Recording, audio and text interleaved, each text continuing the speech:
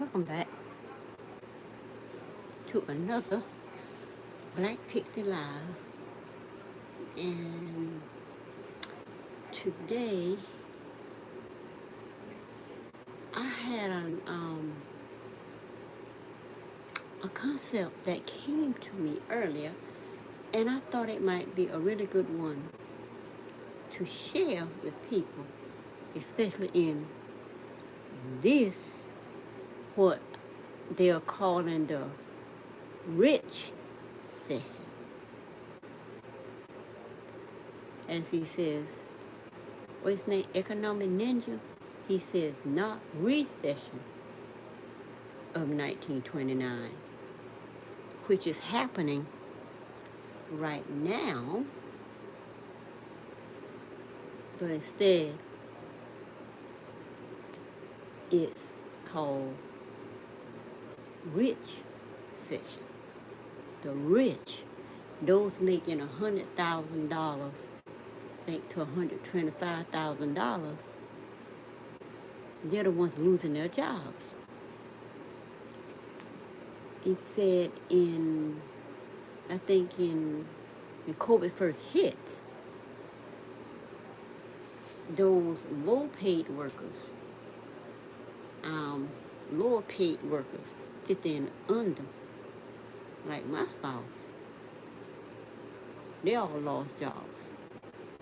He didn't. He never missed a day of work. They had to work straight through the COVID. Never missed a day from work. So, a lot of those lost their jobs. Got sick, died for whatever reason, laid off because they didn't want to cooperate with the pandemic regulations. And now, 2023, it says a lot of rich people are being let go. Facebook, I think, let go 22,000 people. Amazon let go somewhere like double-digit thousands of people. I heard Walmart closing a whole lot of stores, letting go thousands of people. And what's another one that's letting people go? People just losing jobs everywhere. But anyway,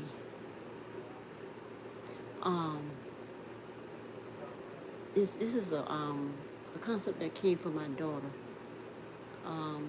The fact that in this, she has a job. You know, she had a job. She's been through like 3 or 4 different jobs since COVID, because she's the kind of person, you know,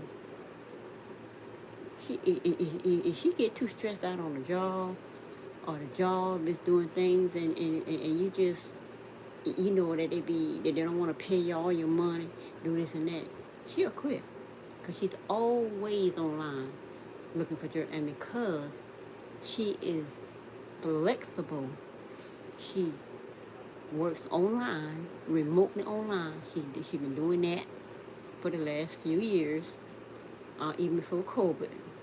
She worked online, remotely from home. Several jobs since then.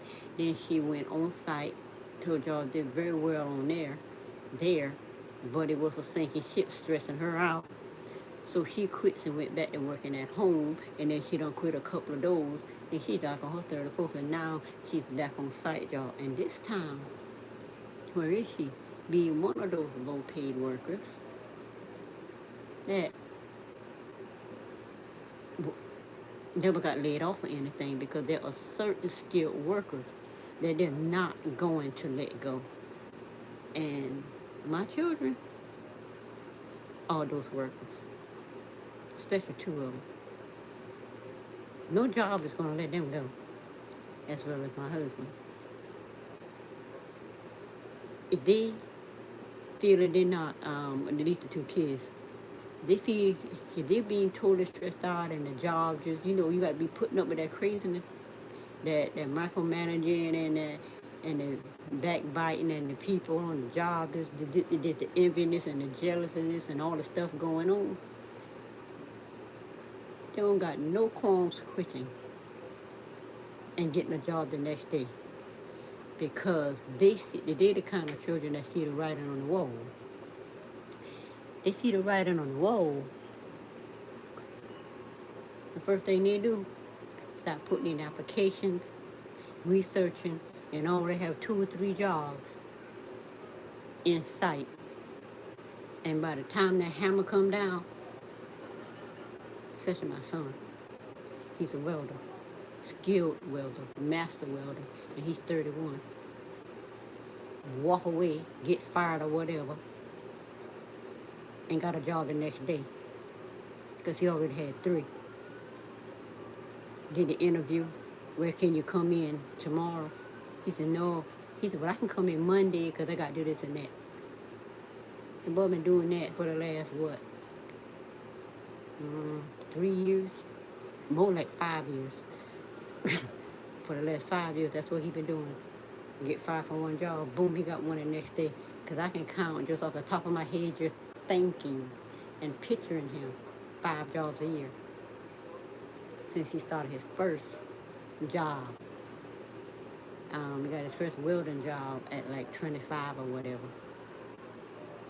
When I told him, focus on your skill. You're a good welder. Your granddaddy taught you well. I don't care what job you do. Always lead with that. And that served him well.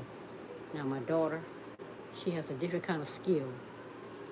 I don't know what you call it, but she has a special kind of skill. She has some analytical sight where she can see, figure out things that other people can't see or understand it. But you put it in front of her, she goes to work and do it, and it's common sense to her. So that skill she has. So I tell her, whatever your skill is, you know what your skill is. You know what you're good at. Concentrate on that. Lead with that. I don't care if you go through 10 different jobs. Lead with that skill because you know you got that. I can think of that organizational management skill that she had, that some people got to go to school and get a bachelor's for. Even though she got a bachelor's, she got her bachelor's and working on her master's. She honed in on that skill, like I told her, and now what? She done went, I think it hasn't been a year, and I think she done went through like 3 remote jobs from home, and she just quit the last one because even though she one of the best #1 workers, but these jobs, so I ain't gotta tell it. And you, like I said, you ain't paying my kids, they getting up out of there. So I say all that to say this. She started her new job, and for the first time, she's in corporate. Even though she's at this particular company, and she used to work there before on the floor, doing chicken and whatever, hard work, no respect, no pay. She went back. She just got hired back to that same place, but in the office. So she went back in the office, but because she did well at the other place that do the exports and they love her work there, mixed with her online remote ability to excel, she,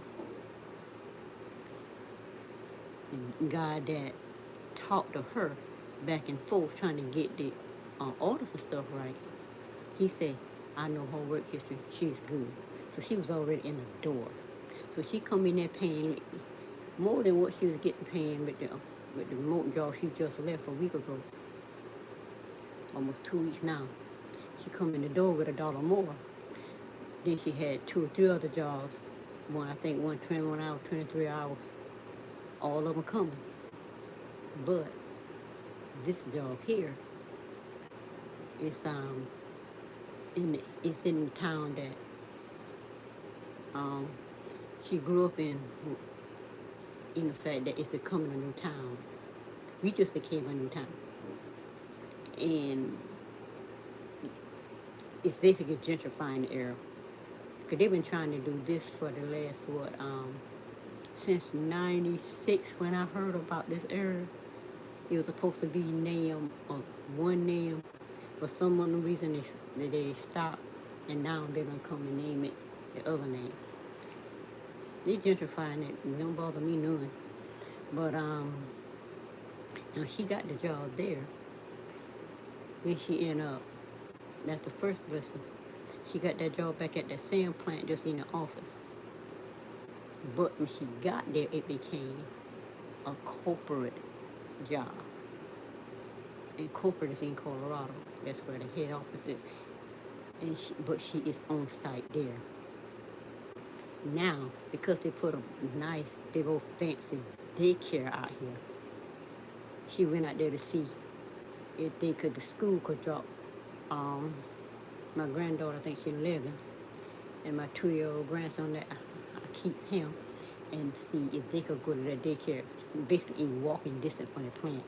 She go there, and free daycare for a year.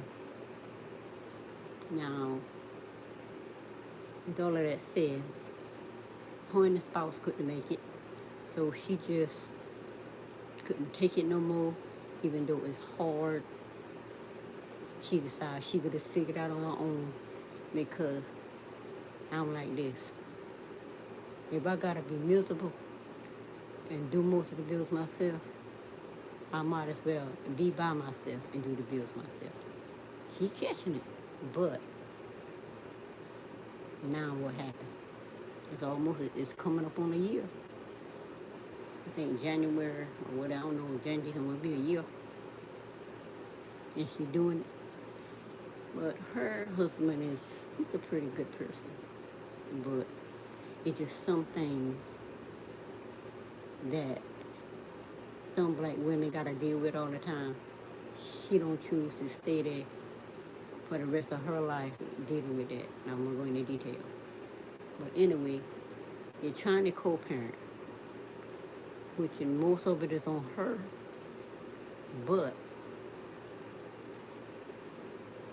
with all of that said, in this economy, it takes two parents, whether they are together in one house or co-parenting in separate houses. Now, she literally just started this job, Wednesday? She literally started this job. The training was remote from home training, and she started at the plant yesterday, first day, second day. So now, she don't like my 11-year-old granddaughter getting off at the house by herself, because she don't want her there by herself, because she was relegated to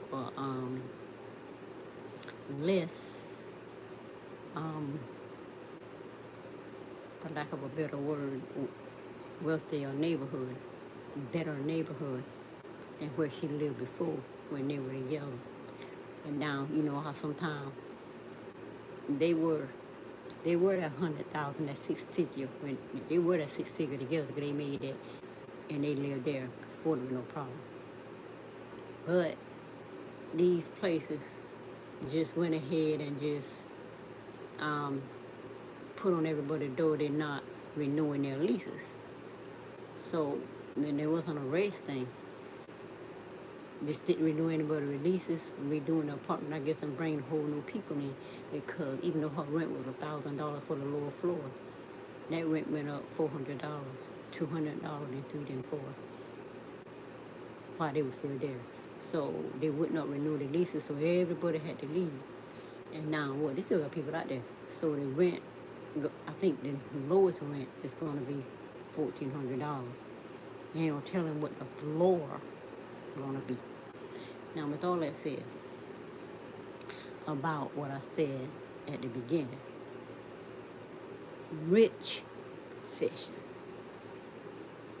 and that is where they are, rich session. He lost his job. He got another job, didn't like it, and opinion what he want. He went to another job, you know, getting less pay than he was getting. But that pay, he done got raising. His pay done went back the way it was, um, or near where he was when he was at the gated apartment. But now he can afford where he lives. She just don't want to live there because she just don't like that dynamic between them. They believe in this 50-50. I don't believe in no 50-50. I believe in the man should pay all the bills and then the woman come in and give toward the bills. I don't believe a woman should be responsible for more of the bills than the man. Now, I can give it to him. He can manage his money. It's just that she like to do stuff he don't. Because it costs money. If she want to go, like she took him to Las Vegas for his birthday, she paid for all that. But he don't care about none of that. But in this economy, rich recession, going into a great depression like that was in 1929, because that's where we are right now. A lot of people are losing their jobs. On this end, it's good over here. We, the 50,000 income, we good. You know why?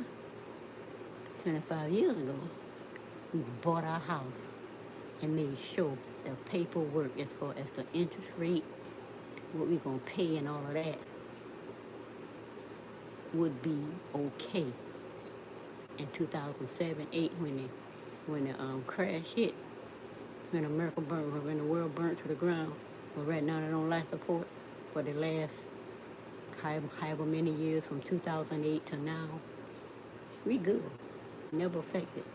COVID, not affected. Crashing now, not affected. You know why? If you're a renter, then I feel for you. But you gotta work together as a family. Now, getting to working together as a family, the co-parenting.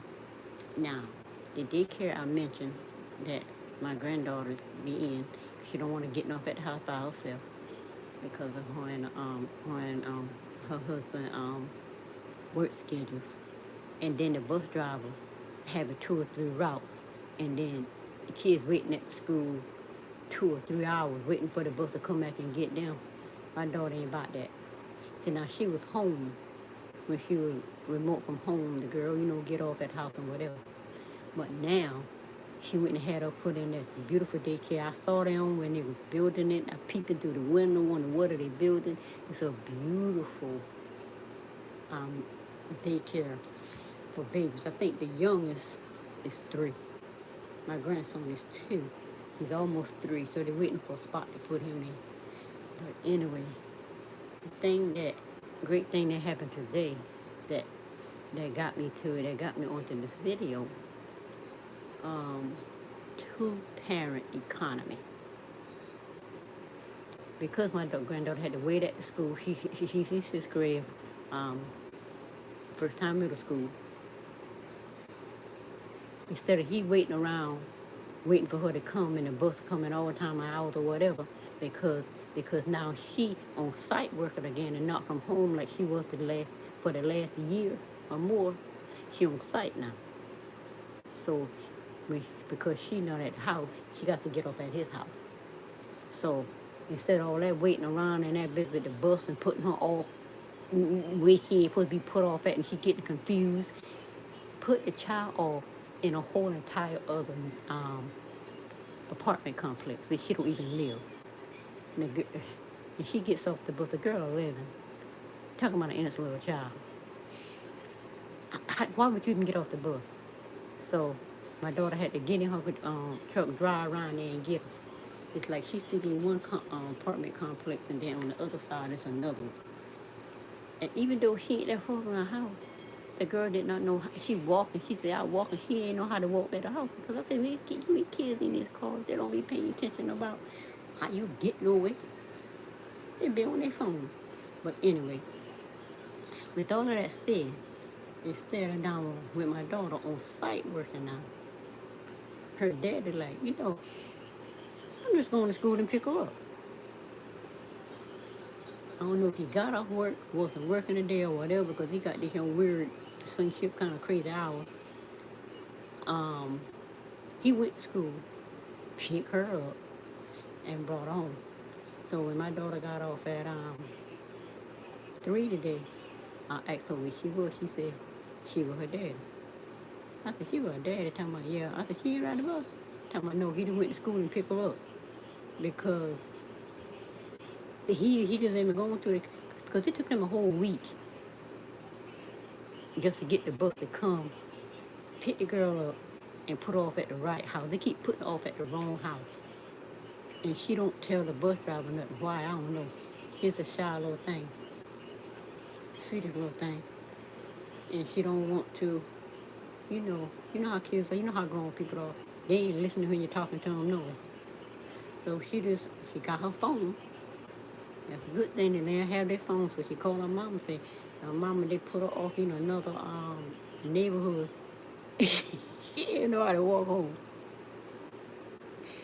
So in this economy, the way it is, you need two parents.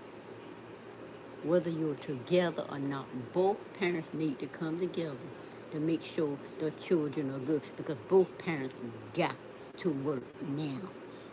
Both parents got to work in this rich session. Got to. But anyway, that's it for this video. I just wanted to bring that little tea about what a lot of people, the middle class, lower middle class, the middle class, the upper middle class, the six-figure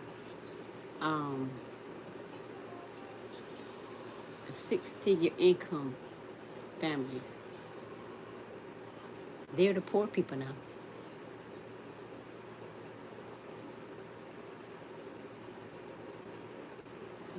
But anyway,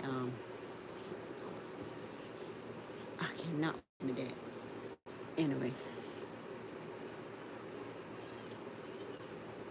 Okay. My grandson texted me while I'm trying to finish this video. Anyway, and finish this video. But anyway, making me lose my thoughts sending them texts. But anyway, in this economy, the middle class is now in the poor class. Six-figure, for what I'm hearing. If you make under $250,000, you relegated to the low-income neighborhoods. Even though they redoing them and they are nicer than they was 30 years ago in that neighborhood when I was to visit my friend out there where she is now, 32 years later. The buildings look the same from the outside, but the inside are nice. You did a really good job. But anyway, in this rich session, it takes two parents. Whether they are in the same house or in separate houses, to come together to make it work. Especially when you have children. But anyway, that's it for this video. Thumbs up the channel. Thumbs up the video. Subscribe to the channel. And I'll see you next time. Bye.